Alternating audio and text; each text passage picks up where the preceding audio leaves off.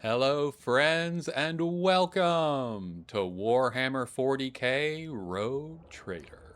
My name is Ed, this is Disabled, and today we have just completed the prison planet, the Rakati prison planet. We have saved Lord Yvain Winterscale, though he is a little worse for wear, so I don't know if that'll have any impact. If we could have gotten to him earlier, if we'd come here before we went to find Cassia over at the Novus Nobilite station, Urac 5.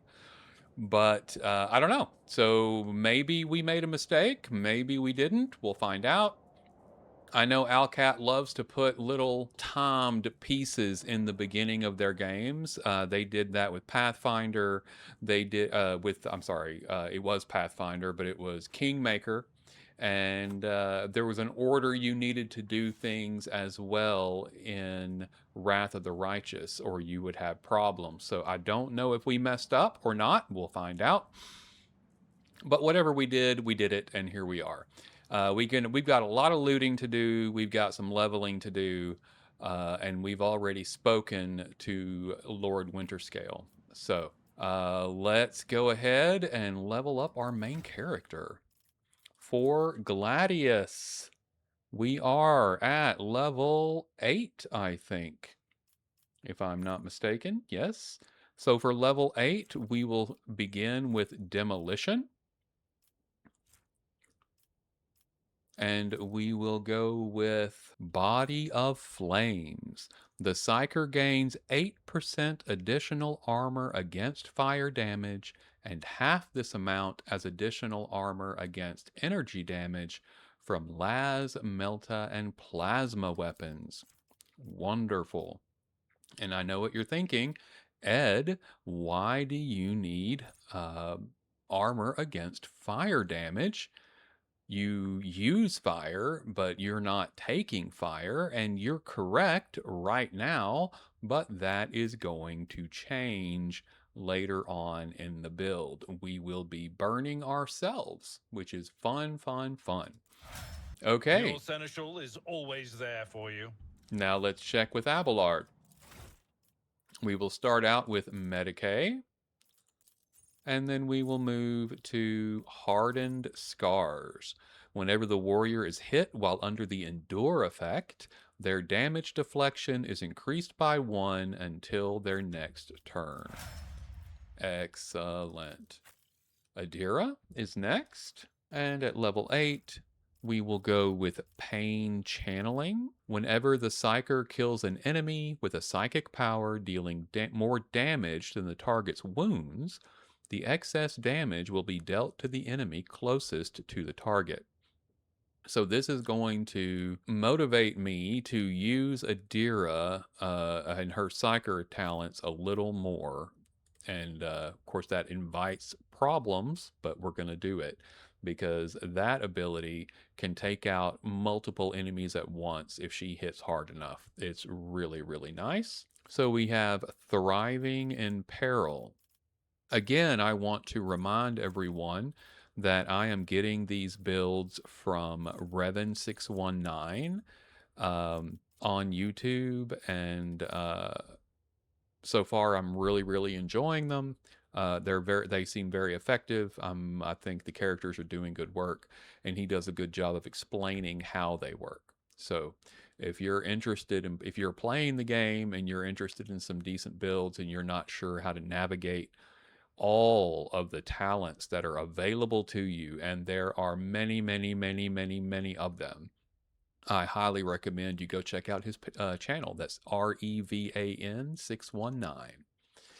Thriving in Peril. Every Perils of the Warp increases momentum by plus 11. So now having our little Perils of the Warp is almost a bonus because we're getting benefit from it. So that's nice. Okay, Argenta at level 8. Argenta will take Unfaltering Fire. Rapid Fire no longer reduces damage. So we can use that Rapid Fire ability, which did good work in that last fight. We ended up taking out did the majority of the damage on those three characters, the warden and the two guards, and then she used the shotgun to finish them off. But now it will remove the reduced fire or the reduced damage effect. So she might have been able to take them out by herself on the first attack, which would have been brilliant. And then her skill, she is going to want demolition as well.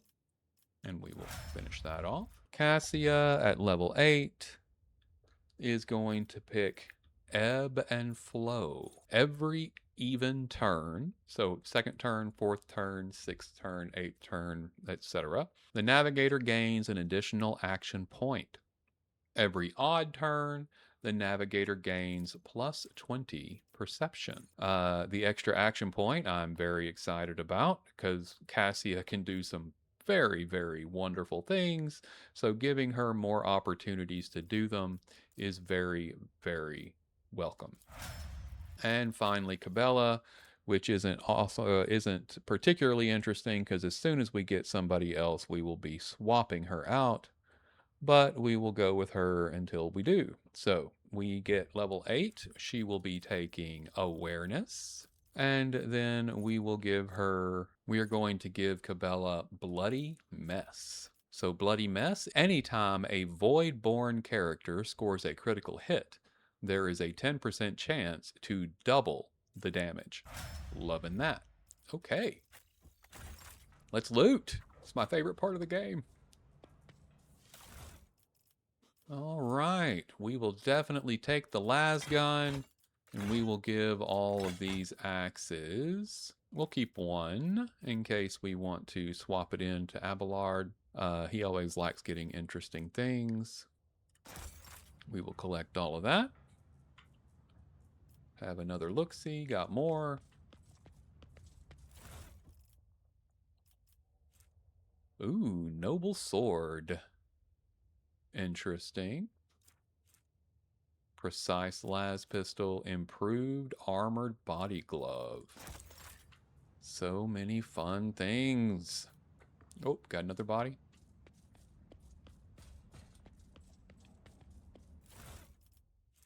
Wonderful.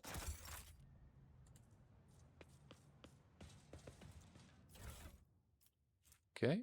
Another las gun. We won't get any more of those. And we've got the sniper up here. Maybe they'll have a sniper rifle. That would be lovely. And they do not. Boo. Okay. All right, friends and neighbors, I do believe that is everything. Now let's look at all of our options here. Things to look at. I always have a backup plan. You know I've heard that about you, Gladius. You're a big backup plan guy. Okay, examine. Your eye is drawn to the shards of the enormous lens scattered around the broken device. At first, you're uncertain as to what troubles you, but suddenly the realization hits you. The glass shimmers in a unique way. In fact, the same way as the shards of the unknown broken object you found near Theodora von Valancius' desk. What's the matter, Lord Captain? Why are you so interested in... Abelard trails off when he notices what you're looking at. He instantly makes the connection. By the Imperium Saints. It cannot be. Adira bites her lip. I see it too. Whatever that thing in her study was, it was made from the same material as this junk. What? What? Abelard is at a loss for words. He takes a moment to collect himself, and all at once they start pouring out in a hasty sputter. It's a mistake! Slander meant to blemish the good name of a person who is now dead and cannot even defend herself. First, those minions of the archenemy murdered Lord Captain Theodora, and now, this cannot be tolerated. It will not be tolerated. Come on now, Abelard. Remember what she was like. Adira's smile betrays her grief, but at the same time is strangely knowing. Brazen, assertive, It was like her entire life was a race against fate, until fate caught up with her in the end. She would have gone head first into a black hole if she had thought it would put her even one step ahead of everyone else in the expanse. If we could just find out what she was keeping in her desk and why she went to get it during the attack. Sister Argenta's beautiful face is also full of grief. How bitter it is to know that you were born from bad blood. But do not let this knowledge drag you into darkness. The sister's words ring with a genuine, sincere hope that you be blessed with a worthier fate. She does not appear shocked at all by the news of Theodora's possible heresy. Life must be so easy for you, sanctimonious preachers. A dubious trinket, and you no longer see a person. You see bad blood, an annoying hindrance. There is enough venom in Adira's voice to poison an entire regiment. Argenta recoils, but the next moment her dark eyes ignite with fury. How dare you admonish me? We are speaking of abetting the arch-enemy. A person who has tainted themselves thus can never justify their actions. Sure. Why go through all the trouble of trying to make sense of anything when you can just label them a heretic and call it a day?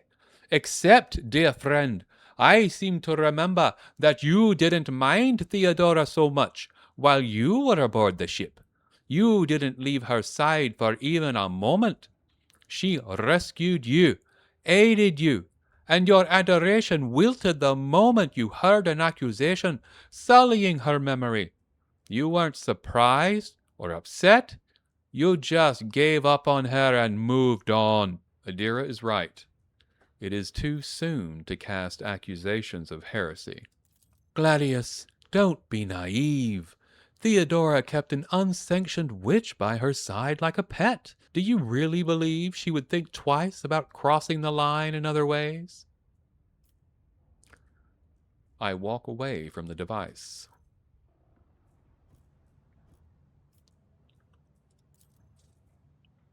The crippled man's appearance is ghastly, and yet it was evidence he was cared for after his mutation. The mutilated man does not stir, bound in his shackles. The plaque near his head reads, Most Holy Prophet and Optimate, Ati Shan. So this is the man who wrote the diary notices that we've been reading. I guess he did not get the ending he hoped for. Your skin crawls as you approach this place. However, there does not appear to be anything of note. Nothing of note. We've already looked at those on the way in, I believe. Got some green lava goo. That's interesting. Ooh, goods. Glad we didn't miss that. I mean, it's all junk, but still. I'll take it. Oh, goods. Another revolver. Okay, guys, I think we got everything we need here. Let us head out. We have already opened the pathway. Nothing else to do here that I'm aware of. Let's talk to Pilot Raquel. Your Lordship. The rebellion has been crushed. I have news of your lord. She anxiously pitches forward. Is Lord Winterscale alive? Is he all right? He is safe and in one piece. I shall receive him as a guest on my ship, so ready the shuttle. There is visible relief on the pilot's face. Clicking her heels together, she cheerfully barks out, Consider it done, your lordship. Thank you for the good news. I have no more questions. You may excuse yourself, pilot. Make sure we're not leaving anything here. I always keep my options open. Looks like we are clear. Let's return to the void ship. Permission to report, Lord Captain. Over the past few days, I've received several messages from different decks complaining about anomalous behaviors in the ship's cogitators and servitors. The machine spirits are restless and rebellious, and no tech litany or ritual of pacification can rid them of this obstinacy. The tech priests can deal with the vessel's systems, but the servitors, they make errors in their tasks, disobey orders, change the assigned rituals, or sometimes downright freeze as if in a trance. A click comes through the Vox channel, followed by a weary sigh. Lord Captain, occurrences such as these are caused by errors in cogitator calculations, or have another sensible explanation. I beseech you not to take after those who whisper about the ship being cursed or possessed. Adira joins the channel and chimes in playfully. Oh, don't start, old man. All these peculiar happenings have long since turned into local legends. A door slams shut, a lumen starts flickering. Folk have grown used to all that, so our resident ghost has decided to up the ante. I'm telling you, things are only going to get worse from here.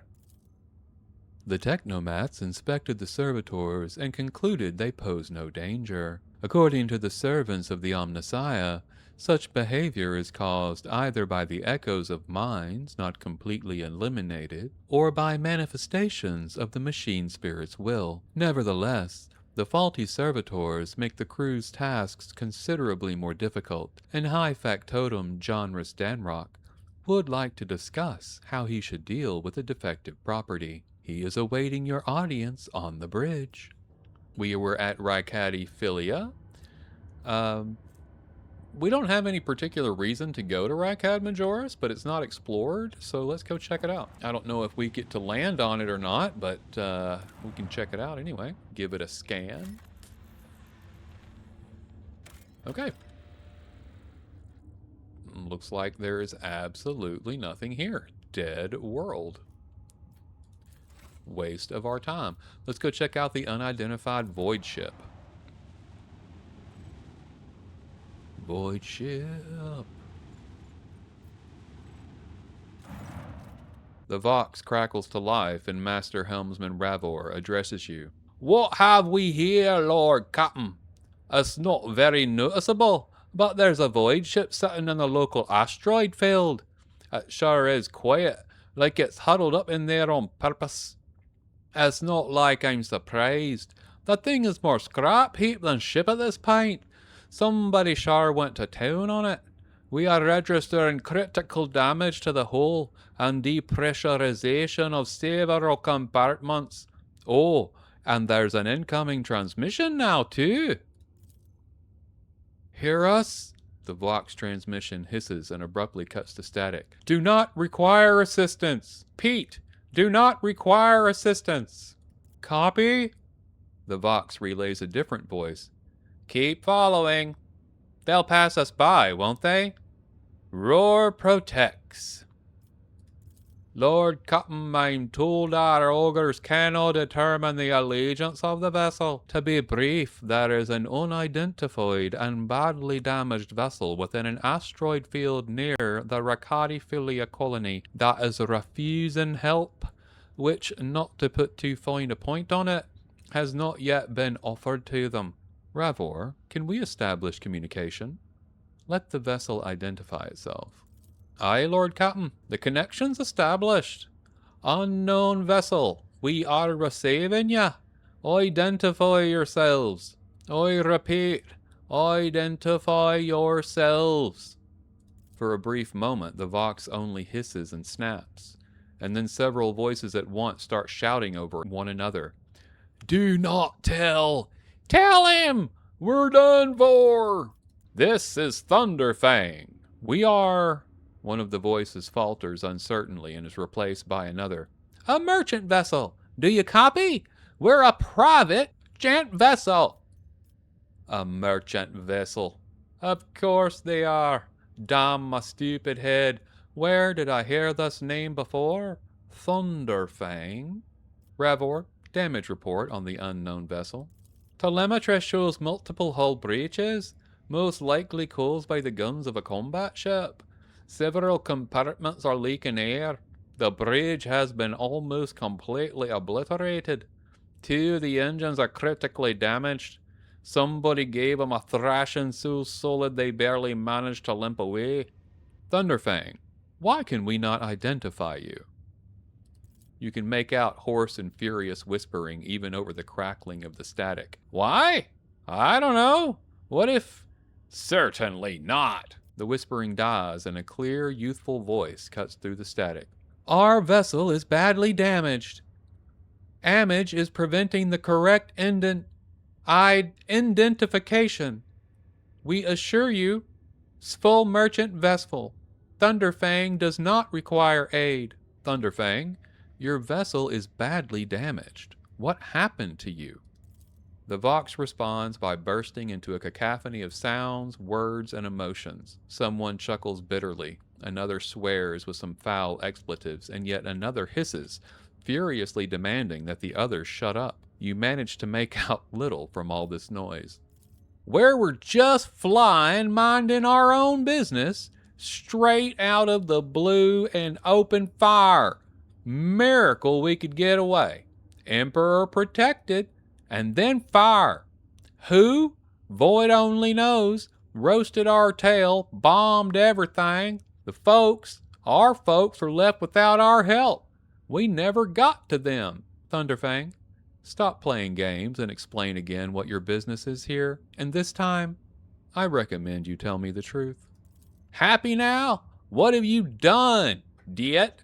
It's too late now. The Vox channel is again filled with the angry whispering of several voices. The whispers and static are drowned out by a clear and slightly frightened voice. Do you copy? We are from the Fellow of the Void. We did not come here to loot, on different business, to help our own out of jail. Do not hurt, Lees. We already had our Chronos cleaned. How about striking a deal? Our hold is full of goods. In case you're unaware, Lord Cotton, the Fellowship of the Void is a disorderly assemble of several dozen pirate factions in the Chronos Expanse. They consider themselves above regular heretics solely because they sometimes have Vox conversations with those whom they are about to board. Were it up to me, I'd make 'em eat a salvo from the micro cannons to shake the scum loose from the decks. They certainly deserve it. The honeyed voice of the high factotum interrupts the translation with a polite cough. I would wait on destroying the vessel if I were you, although the moral aspects of their livelihood do cause some awkward questions. The Fellowship of the Void remains a major supplier of goods to the local market. Perhaps you will find dealing with them acceptable, especially in a situation where performing a warp jump is impossible. Thunderfang, prepare for commercial exchange. I see no reason not to buy everything that we can buy. And then how do we sell? Ah, here we go. Now we're selling. Some things we get less than 100%. Some things we get 100 or more. Looks like it's highlighting the things we get the better numbers on. So I assume those are good. Straight 100, maybe we could get better somewhere else. Cargo is for storing loot. Yeah, I knew that. Drag pieces of loot to remove it from your loot screen. It will be packed into a suitable cargo space. You may withdraw loot from cargo at any time, blah, blah, blah, blah. Selling full cargo to merchants improves your reputation with their faction. However, all loot inside that cargo will be lost. I think I'm going to stick to 105 or higher. And if I am wrong about this, please tell me. If you know, tell me in the comments below what I should be doing. Because I don't want to sell... I want to get a good value, but... You know, I don't want to sell for too little. That's what they really sell big money for, I guess. That's 2 bits that are straight 100. Let's move some stuff over to cargo that we're not using. Silent Verdict. 2-handed melee weapon. Why is that not equipped? Alright, so notable section. like the items, the different paperwork and other things that we've located. If you know, should I keep that stuff or is that stuff I should get rid of? I don't know. Please tell me. I would appreciate it. Okay, so I think I've got everything over there that I want. So let's come back here. Hide untradeable. Select tradable. I don't think I want to give them anything at 100 straight up because I'm betting if it's full price but not over full price, with these being over full price, that I could get over full price somewhere else. Maybe that's where I'm working off of. But if you tell me different in the comments, then before we leave this area, I can come and sell these things too. Please let me know. All right, so we're going to trade this. Boom, baby. And we just increased our reputation, which means there's now more stuff to buy. Let's do that. Buy everything. I think we're done here. Let's go to Rykad Minoris.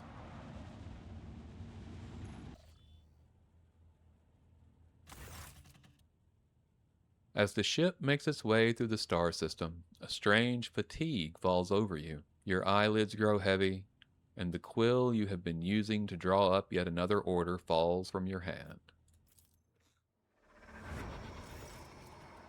You raise your head with a start.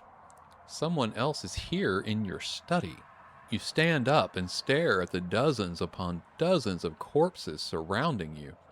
Among their number, you recognize the disfigured and bloodied faces of those who died on the ship's bridge and those you met in your previous life. How is this possible? Where are the enforcers posted to stand guard? It matters not. You are alone against a horde of heretics risen from the darkness to take your life. As if of its own accord, the shard lying on the edge of the desk, the sole remnant of Coonrad Voigtveer's weapon, slips into your hand. The metal is searing cold.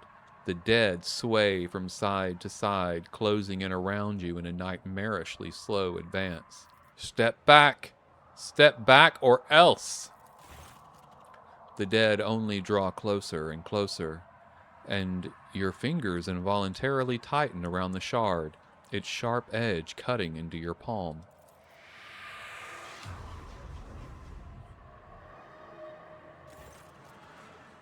An unbearably bright light floods everything around, and you find yourself surrounded by groveling minions, their bodies shivering in your mere presence. Your hands no longer hold a pitiful shard, but a majestic and intricate weapon, a skillfully crafted sword with strange, unnerving proportions, a curved design, and an unusual hilt adorned with the image of a closed eye. The eye opens wide, revealing a gaze so ancient and dark that it steals your breath away. You have felt this gaze before, there on the bridge, and the voice that appears in your mind only confirms your guess. The tapestry is woven. The path is chosen. Accept your fate, champion. I am the sword's master, not its servant. Remember that. You feel the sword's immense weight pulling you down. You resist its will a moment longer before collapsing to the ground to the sound of odious laughter. The strain is such that you fear your back could break at any moment. Vogue, the first dawn, is hereby woven into the tapestry of your fate. Seek the second dawn in the hands of she who rises above its future dominion. The former aspirant fell, and thus the new one will become the chosen of the Weaver of Destinies. Make mortals serve you as their god, and become the vessel of the Edge. You awaken from the vision kneeling next to your desk, clothes drenched in sweat, a sour taste on your tongue. Your head is ringing and you struggle to recall those faces and the image of the sword in your hands. Only the deep cut on your palm and the bloodied shard lying on the floor remind you of what just transpired. Two choices. There is power in the shard, and in spite of everything, Gladius still believes that he can control it. You reach your shaking hand out to the shard, now slippery with your blood. You wipe its metallic surface and stash your treasure under your clothes, next to your heart and soul, forever seared by the great power of the warp. Now, there was a sword that we were missing. Silent Verdict. Minus 8% to the target's parry, plus 2% to the wielder's critical hit chance for each attack they make. This bonus stacks until the end of each round. Wow. Okay, well. Hello.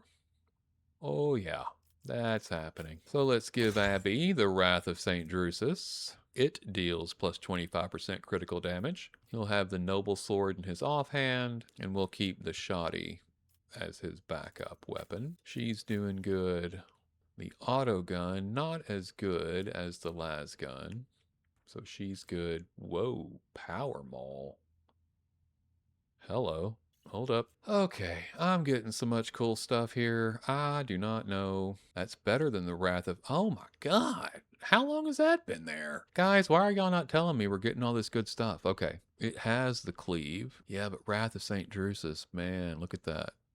Increases damage from all sources against any hit target by plus 15% till the end of combat. Does not stack. So only one shot to do that. Still though. Oh man, I don't know. There's some good stuff here. Good stuff.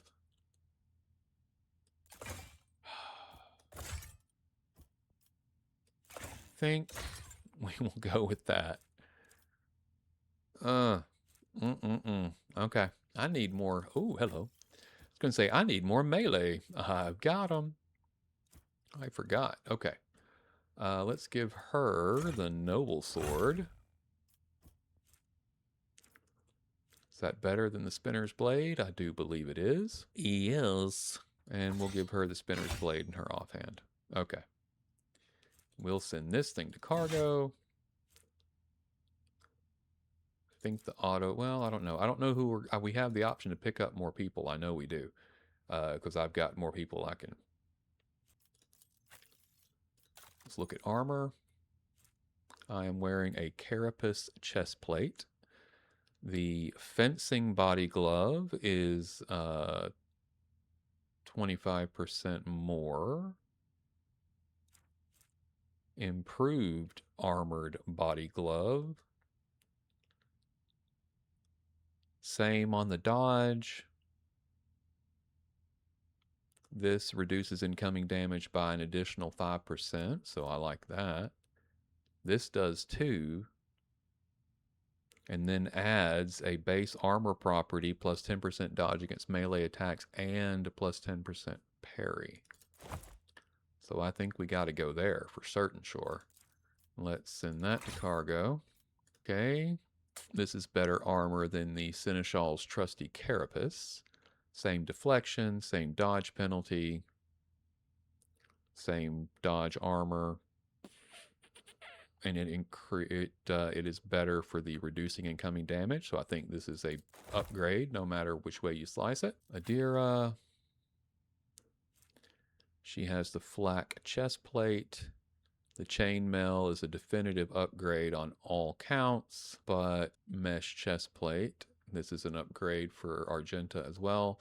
Let's upgrade Argenta first because she's more likely to be in melee range. And I think the mesh chest plate is still an upgrade for Adira. Cassia's good. Light Spinner's breastplate is nice. It's very nice, actually. 5% dodge and parry against melee attacks with plus 5 agility. Oh, okay. Hold on. Oh, yeah. Yes. And she can have the fencing body glove, which is still going to be good for her. Okay, good. Okay. We are all sorted on that front. If the wearer's ranged attack hits an enemy, the wearer gains a plus 5% bonus to critical hit chance for the next ranged attack against the same enemy. Does not stack. I don't do ranged attacks, but Adira currently does. No. Argenta. Yes. Tech use, 30. 30. There we go. I'm liking it. Let's go to Rykad. Oh, we need to talk to the high factotum. We'll do that first. And then we will land on planet.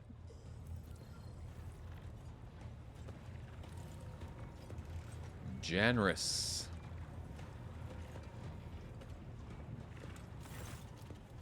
The corpulent man in lavish clothes bows before you, not without difficulty. A servo skull whirs over his shoulder while the fingers of his augmented hand drum against the sheaf of papers he is holding, and he regards you with attentive interest through the lens of his magnifying implant. Greetings, your lordship.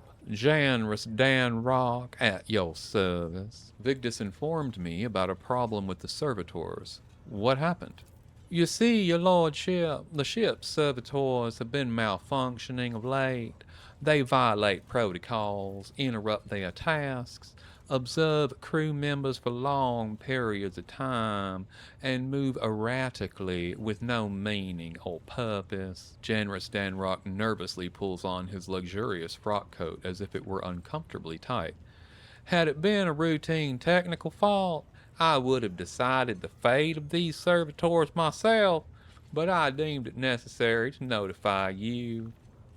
I do not wish to hide such irregularities from the Lord Captain. If you wish to observe the servitors' unusual behavior before you decide their fate, this can be arranged.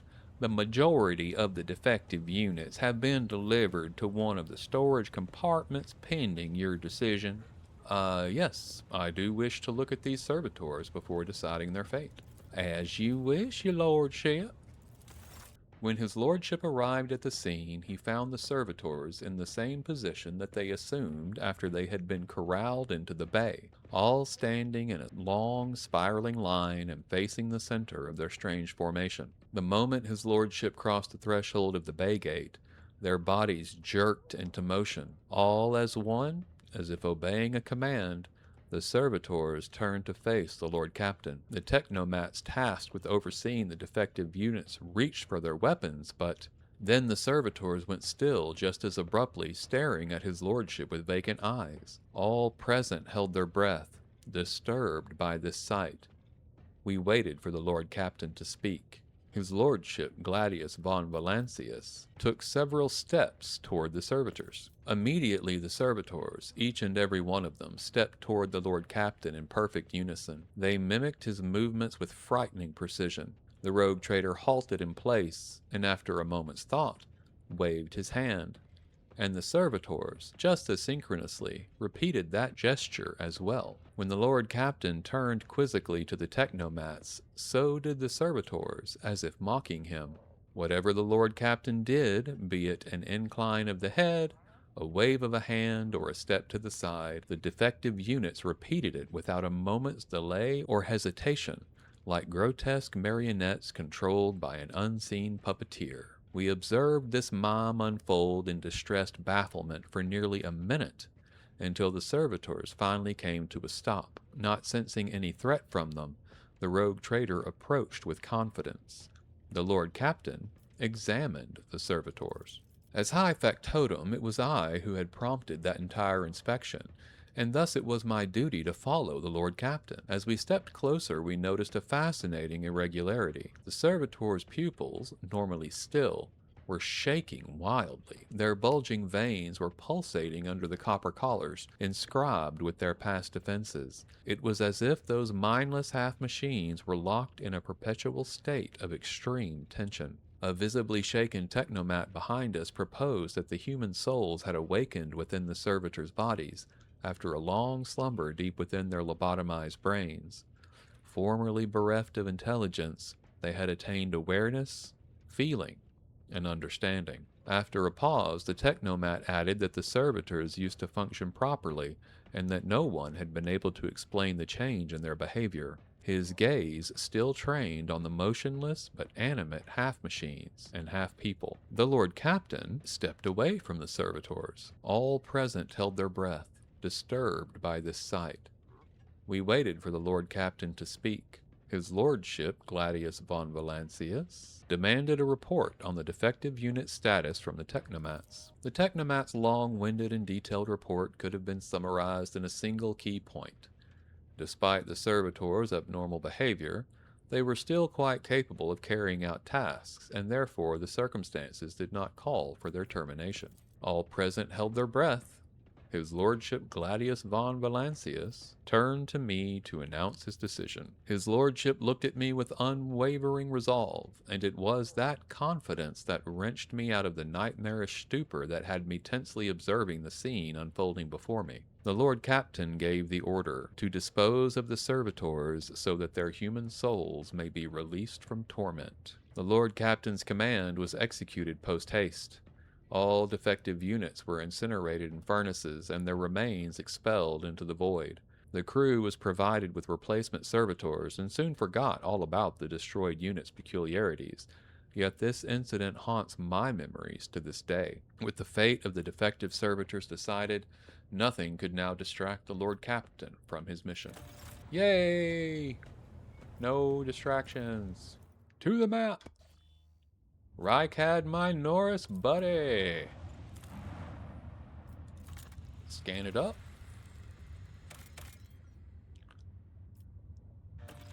Interesting. I don't know what any of this means, but I'm into it. Let's go to the starport. And we will choose the only party members we have access to. Yes, thank you.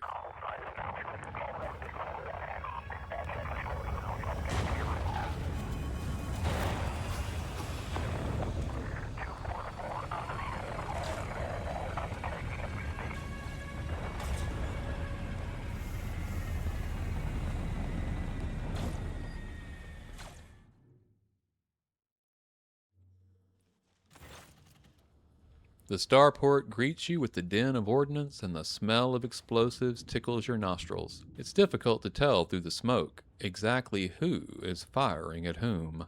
Halt! Weapons on the ground or I'm firing! A man in a torn and dirty uniform hobbles toward you from behind the chunks of rockcrete and crumpled plasteel. His cracked helmet is adorned with a crooked label that reads Sergeant Malgar. All right, so our skies are in lockdown. The rebels are shooting down anything that flies, and you lot just happen to land in our rear without a scratch to show for it? And on a shuttle like that? Where did you get it? Stolen from the palace, is it?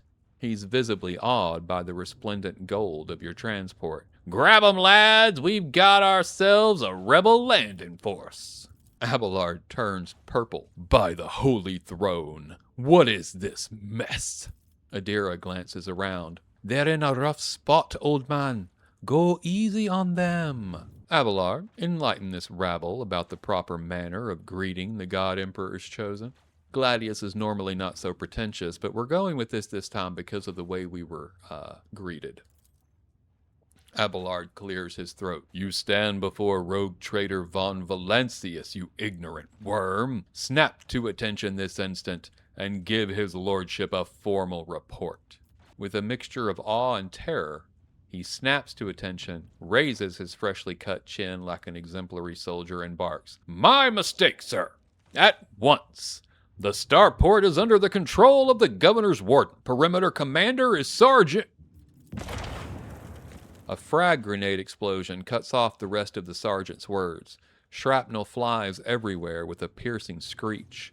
One of the soldiers falls to the ground, clutching the remains of a forearm that is now adorned with crimson tatters. Blood is pouring from the stump, and the soldier's agony is short-lived. The sergeant curses and hastily says an army prayer for the dead. With a rasping cough, the sergeant turns back to you. Pardon me, sir. Sergeant Las Malgar reporting. My unit is holding the starport on the governor's orders. How may I serve? What is going on here?